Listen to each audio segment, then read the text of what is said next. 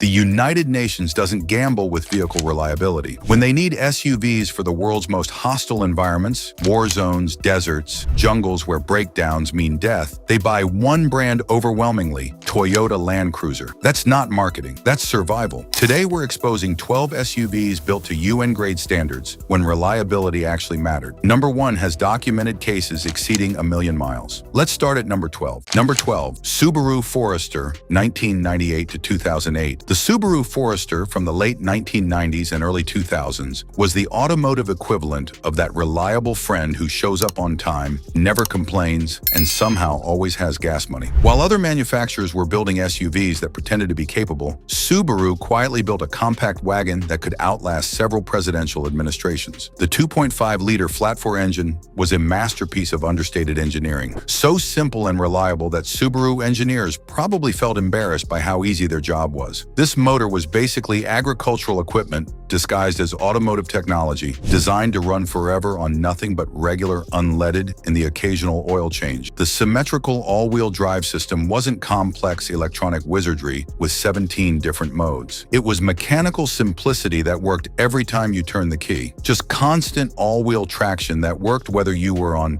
snowy Vermont roads or muddy forest trails. The body was steel construction throughout. The interior was basic but functional. Cloth seats that lasted, buttons that worked, climate control simple enough to operate with gloves on. Consumer Reports gives these 4 out of 5 reliability ratings, exceptional for all-wheel drive vehicles. The only people who didn't love them were mechanics, because Forester owners rarely needed their services. Vermont forest rangers and ski patrol teams bought thousands. Organizations that need vehicles working in minus 20 degrees Fahrenheit weather at high altitude chose the Forester because they needed something that wouldn't die. Today, Foresters with 250,000 plus miles sell for $4,000 to $8,000 because buyers understand Subaru AWD simplicity was actually superior, except this treasure can still climb mountain passes after sitting in snow for months. But does Subaru's AWD reliability compare to what Nissan built for off-road punishment? Number 11, Nissan Xterra, 2005 to 2015. The Nissan Xterra from the second generation was Nissan's bold declaration that they could build body-on-frame SUVs. And while the market largely ignored it, this truck represents one of the most underrated, over-engineered SUVs of the 2000s. Nissan took their legendary 4.0-liter V Q40 DEV6, the same engine from the immortal Frontier, and built it like they expected it to compete with Toyota 4Runners for longevity. This engine was so ridiculously overbuilt that it appears in everything from Frontier trucks to Pathfinder SUVs. Just naturally aspirated V6 simplicity, running to 300,000 plus miles routinely. The 5-speed automatic transmission was simple and reliable, rebuildable by any competent shop without needing dealer-only software. The body-on-frame construction was traditional and robust. The interior was basic but durable. Cloth seats that lasted, buttons that worked, climate control that never failed. Here's what nobody appreciated at launch. Nissan's warranty confidence was genuine because this engine was battle-tested for over a decade. The frame was fully boxed steel. The suspension featured off-road grade components designed for abuse. The VQ40DE featured timing chains instead of belts, simple port injection, and cooling systems designed for desert heat. RepairPal gives these 4 out of 5 reliability rating. The only people who didn't love them were mechanics, because Xterra owners rarely needed their services. In remote areas, off-road enthusiasts run Xterras with over 300,000 miles, still climbing trails in conditions where modern SUVs turn back. Today, clean Xterras sell for $8,000 to $15,000 because educated buyers recognize Japanese V6 durability in body-on-frame packages. Except this treasure can still tackle off-road trails after sitting for months. But does Nissan's off-road engineering compare to what Jeep built in their legendary Cherokee? Number 10, Jeep Cherokee XJ, 1984 to 2001. The Jeep Cherokee XJ was the automotive equivalent of that dependable workhorse who never quits, never complains, and somehow always survives the apocalypse. When AMC engineers designed this beast in the early 1980s, they apparently apparently decided subtlety was for weaklings. The 4.0-liter inline-six engine was basically immortal. Jeep engineers apparently confused engine design with building doomsday devices. These motors regularly hit 300,000 miles while being maintained with the automotive equivalent of thoughts and prayers. What made the XJ truly special was its glorious simplicity. No fancy electronics to fail, no complicated all-wheel drive systems with 17 different modes for terrain you'll never encounter. Just a transfer case, solid axles, and enough ground clearance to drive over your problems. The unibody construction made it lighter, stronger, and more rigid than traditional body-on-frame SUVs. It was like building a tank out of origami. Shouldn't work, but somehow became legendary. The XJ created its own cult. Literally, the XJ Mafia defends these vehicles with religious fervor, swapping stories about 500,000-mile Cherokees like fishermen discussing the one that got away, except these stories are actually true. The U.S. Postal Service bought thousands for rural mail delivery. An organization that goes through vehicles like tissues chose the XJ because they needed something that wouldn't die. Today, clean XJs sell for $8,000 to $18,000 because buyers understand mechanical simplicity was actually superior, except this treasure can still climb rocks after sitting in a field for a year. But does Jeep's unibody toughness compare to what Ford built in their full-size workhorse? Number 9. Ford Expedition, 2003 to 2006. The Ford Expedition from these years was the automotive equivalent of that reliable friend who shows up on time, never complains, and somehow always has towing capacity. While other manufacturers were chasing luxury features, Ford quietly built a full-size SUV that could outlast several presidential administrations. The 5.4-liter Triton, 3-valve V8 making 300 horsepower, was a masterpiece of understated engineering, so simple and reliable that Ford engineers probably felt embarrassed by how easy their job was. This motor was basically agricultural equipment designed to run forever on nothing but regular unleaded and the occasional oil change. The body was steel construction throughout. The frame was fully boxed steel, not aluminum with different expansion rates. The 6-speed automatic transmission was Ford's proven unit, simple, rebuildable, and understood by every transmission shop. Young families bought these, beat them mercilessly like rented mules, and they refused to die. Consumer Reports gives these 3 to 4 out of 5 reliability ratings, among the best full-size SUVs of the era. The only people who didn't love them were mechanics, because Expedition owners rarely needed their services. Police departments and airport shuttle companies bought thousands. Industries that go through vehicles like tissues chose the Expedition because they needed something that wouldn't die. 15 years later, many are still running with 400,000 plus miles. Today, Expeditions with 200,000 plus miles sell for $8,000 to $15,000 because buyers understand. Steel body simplicity was actually superior, except this treasure can still tow 9,000 pounds after sitting for months. But does Ford's full-size reliability compare to what Chevrolet built in their legendary Suburban? Number 8. Chevrolet Suburban, 2000 to 2006. The Chevrolet Suburban from this era was the automotive equivalent of that reliable friend who shows up on time, never complains,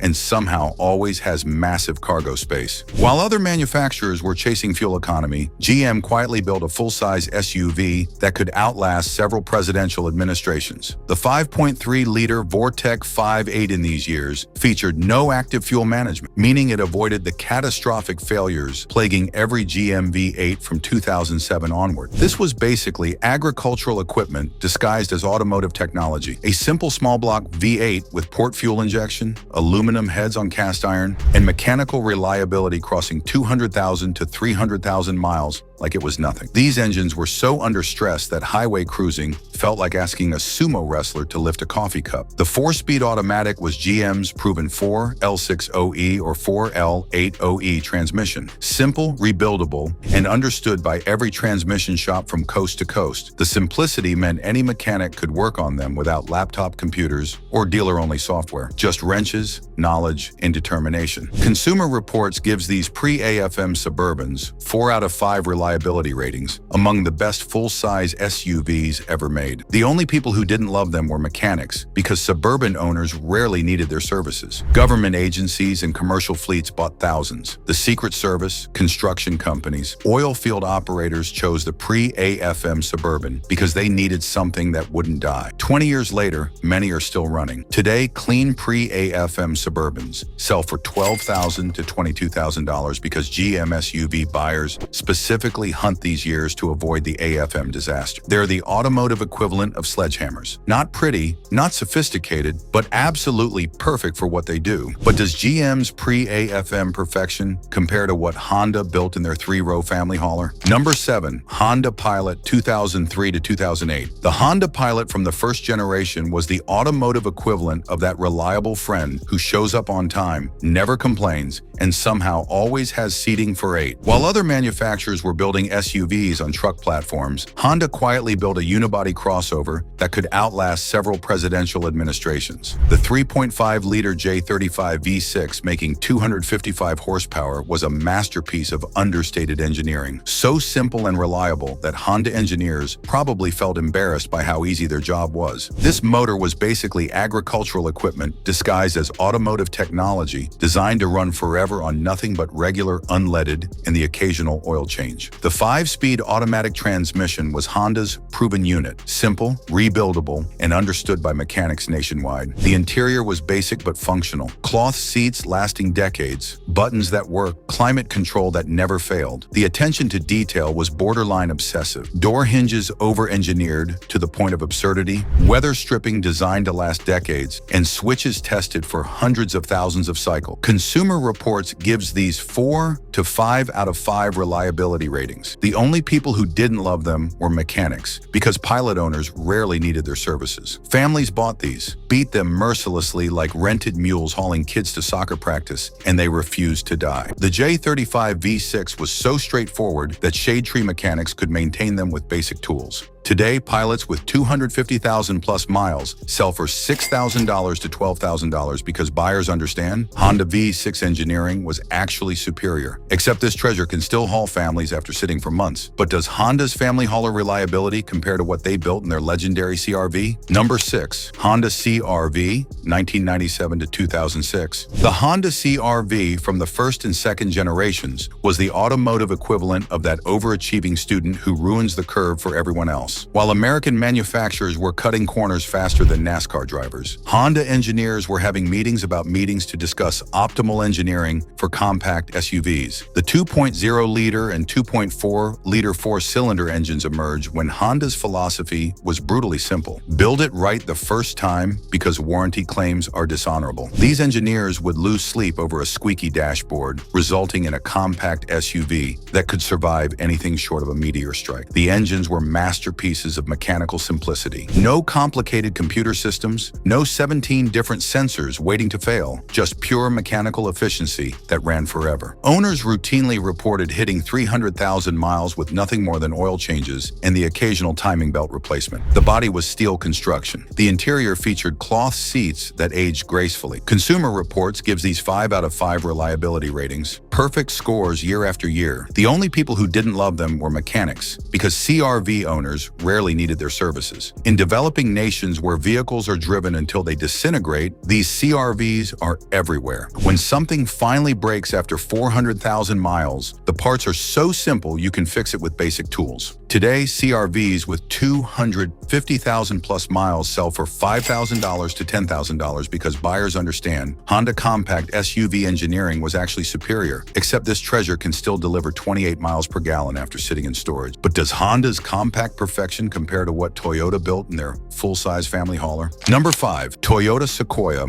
2001 to 2007. The Toyota Sequoia from the first generation was the automotive equivalent of that dependable workhorse who never quits, never complains, and somehow always has enough room for 9 passengers. While other manufacturers were chasing complexity, Toyota quietly built a full-size SUV that could outlast several presidential administrations. The 4.7-liter 2 UZ-FEV8, making 282 horsepower, was a masterpiece of understated engineering. So simple and reliable that Toyota engineers probably felt embarrassed by how easy their job was. This motor was basically agricultural equipment designed to run forever on nothing but regular unleaded and the occasional oil change. This was the same legendary V8 that powered the Land Cruiser and Lexus LX 470, engines running to 500,000 plus miles in the harshest conditions on Earth. Just naturally aspirated V8 perfection crossing 300,000 to 400,000 400,000 miles routinely. The 5-speed automatic transmission was butter smooth and bulletproof. The interior was basic but durable. Cloth seats that lasted, buttons that worked, climate control simple enough to operate with gloves. Consumer Reports gives these 5 out of 5 reliability ratings, perfect scores. The only people who didn't love them were mechanics, because Sequoia owners rarely needed their services. Commercial operators bought these for airport shuttle duty and hotel transport. Organizations running vehicles 24/7 chose the Sequoia because they needed something that wouldn't die. 15 years later, many are still running with 400,000 plus miles. Today, Sequoias with 200,000 plus miles sell for $8,000 to $18,000 because buyers understand. Toyota V8 simplicity was actually superior, except this treasure can still tow 10,000 pounds after sitting for a year. But does Toyota's full-size reliability compare to what Lexus built in their luxury SUV? Number 4. Lexus RX 350, 1998 to 2009. The Lexus RX from the first and second generations wasn't just a luxury SUV, it was Toyota's declaration that they could build luxury crossovers that actually lasted forever while competitors fell apart. Toyota took their legendary 3.0-liter 1MZ-FE V6, later 3.3-liter 3MZ-FE, and 3.5-liter 2GR-FE, and built them like they expected to compete with their own Land Cruisers for longevity. These engines were so ridiculously overbuilt that they appear in everything from Camrys to Highlanders. Just naturally aspirated V6 perfection, running to 300,000 to 400,000 miles routinely. The 4-speed and 5-speed automatic transmissions were butter smooth and bulletproof. The build quality was obsessive. Here's what shocked the automotive world. Consumer Reports gave the RX 5 out of 5 reliability ratings year after year, perfect scores that German luxury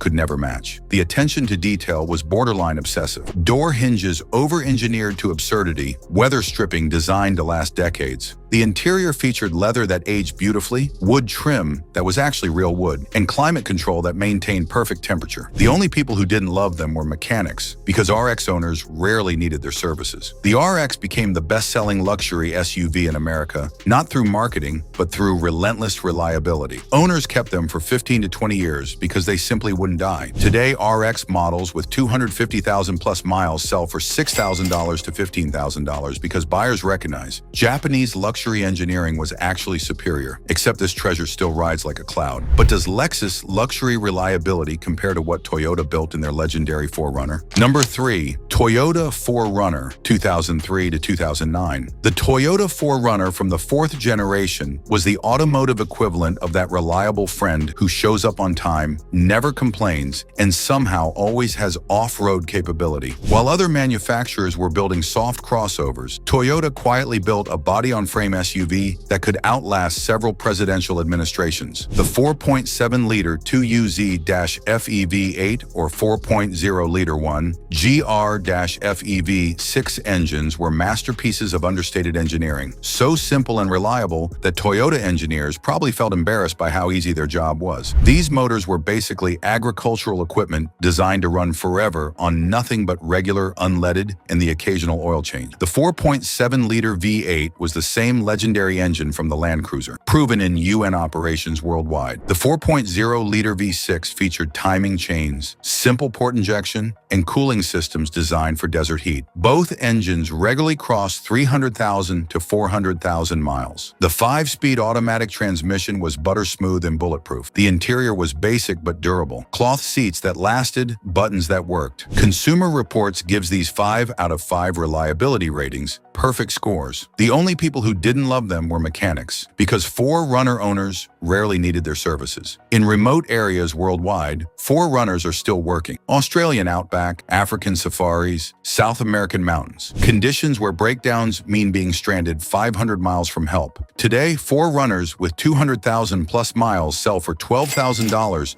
to $25,000 because buyers understand. Toyota off-road engineering was actually superior, except this treasure can still climb mountains after sitting for a year. But does even the legendary 4Runner compare to what Lexus built as their luxury off-roader? Number 2. Lexus GX 470, 2003 to 2009. The Lexus GX 470 wasn't just a luxury SUV, it was Toyota's declaration that they could build luxury off-roaders that combined Land Cruiser durability with Lexus refinement. and actually lasted forever. Toyota took the legendary 4.7-liter 2UZ-FEV8, the same engine powering Land Cruisers and Sequoias, and built it like they expected it to survive UN operations in war zone. This engine was so ridiculously overbuilt that it appears in vehicles designed for the world's harshest environments. Just naturally aspirated V8 perfection, running to 500,000 plus miles routinely. The 5-speed automatic transmission was butter smooth and bulletproof. The body-on-frame construction was Land Cruiser Prado underneath, proven in conditions where failure means death. Here's what shocked everyone. Consumer Reports gave the GX 4705 out of 5 reliability ratings year after year. Perfect scores. The GX 470 has the lowest depreciation of any luxury SUV because buyers recognize it simply doesn't break. The interior featured leather that aged beautifully, wood trim that was real wood, and climate control that maintained perfect temperature. The only people who didn't love them were mechanics, because GX 470 owners rarely needed their services. Wealthy adventurers bought these to explore remote locations, knowing they had Land Cruiser reliability wrapped in Lexus luxury. At 200,000 miles, when other luxury SUVs are headed to junkyards, the GX 470 is just getting broken in. Today, GX 470s with 200,000 plus miles sell for $15,000